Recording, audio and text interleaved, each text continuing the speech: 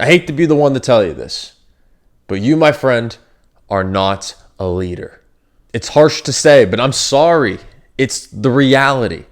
Most of us believe that we have the capability to be a good leader, but we choose not to be. When was the last time you enthusiastically chose to present first in class, volunteered to be the lead in a group company project, or even engage in work events without making some excuse to not show up? If you have, congratulations. But that's only the first step. To do it repetitively, be in the spotlight and embrace criticism. To not be embarrassed about doing something that other people don't do. Not being a follower your whole life. That's the first part of leadership. It is people like Dr. Martin Luther King or President Abraham Lincoln who set the example of this in our history and in comparison to all leaders across the world. It may sound intimidating on such a world stage, but let's look at it in our individual lives. Some people may say leaders are born. That is not the case. Some people may say leaders are trained. That is also not the case.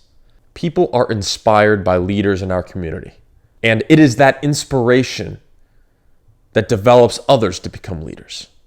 So if leaders aren't born or if leaders aren't trained, and those who are inspired by leaders are grown, where's the foundation? That foundation comes from three major characteristics. It starts with selflessness, putting the needs of others before your own.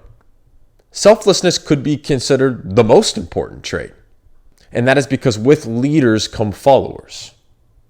And how can you have followers if you don't believe in the leader? There is a trust that's built. And how do people trust in you enough to follow you? You have to look out for them. You have to pay attention to their needs. If I am an employee, if I am a friend, I am more willing to help you out if I know that you are looking out for me. If I am a player on a sports team or the student in a class, I am more likely to work harder and to believe in you when I know that that coach or that teacher has my back, ensures that my needs are met. Because if they aren't, how am I to believe in someone who only cares about themselves? This can be as simple as behaviors in your everyday life. Holding the door for a stranger, waiting to eat until your friend's plate comes out, or even asking someone how their day is when your day has been awful. Give someone else their sense of meaning back and become the leader that they need. Second is very simple. It's hard work. It's talked about over and over again. But how can a leader not work hard? Not grind it out even when you don't like the work? If you show up to work and simply just bring a negative attitude about this or about that, it'll bleed onto other people, and that will just lead to a toxic work environment. This is the same if you come back home from a hard day of work and that negative attitude towards your wife, your girlfriend, boyfriend, your kids. It'll bring the mood down to everyone else. However, if you work absolutely to the highest point, that hard work, that commitment will bleed off to the people that are closest to you. Because humans and effort are simply a yawn. If you watch me yawn, the same mirror cells that caused me to do so will then become put on that other person, and they will more likely yawn than not. Humans and behaviors are almost like a mirror. If I don't work hard, you won't work hard. If I work my butt off, that person that's working alongside me will most likely do the same. We talked about the selflessness to bring others in, the hard work to commit to your craft. And when you bring those together, it stands for one thing that matches with every other leader in history, and that is vision. You believe in others, you believe in yourself, and you believe in a goal that you want to achieve. If you don't believe in the goal, there's no point to bring in others.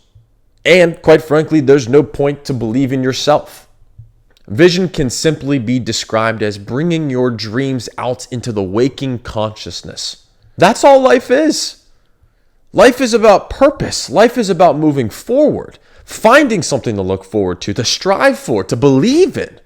And if you believe in yourself, then you could bring that belief onto other people. And when those people join that vision, start to believe in you as the leader, that is what makes a great team.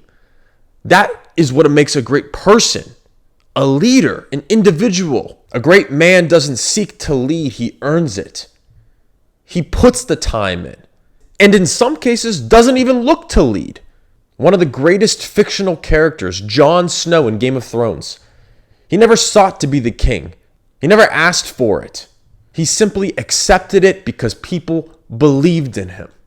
And not only did people believe in him in the show, but the actor, Kit Harington, he was seen on the streets and people would call him Lord Commander, as if he was the king of the North. It's like this person, this fictional character was real. That's how powerful a team can be. That's how powerful a person can be. This starts with you. This starts with not worrying about what the sheep have to say, because you will hear criticism. You will hear people trying to denigrate you behind your back, tell you you're doing a bad job, tell you you're not fit to be a leader. The noise must be canceled out. You have to accept that you are going to take a lonely road, because it is the road less traveled by. If that was the case, then everyone would be a great leader. But that group is small, it is thin, it's rash. And that is why so many people hate the positions that they are in. Step out of your comfort zone. Learn to become selfless. Learn to work hard every day. Find that vision. Grab hold of it and inspire people to join you on the ride and become this solidified team under one roof, under one person, and that is you. Be the leader of tomorrow.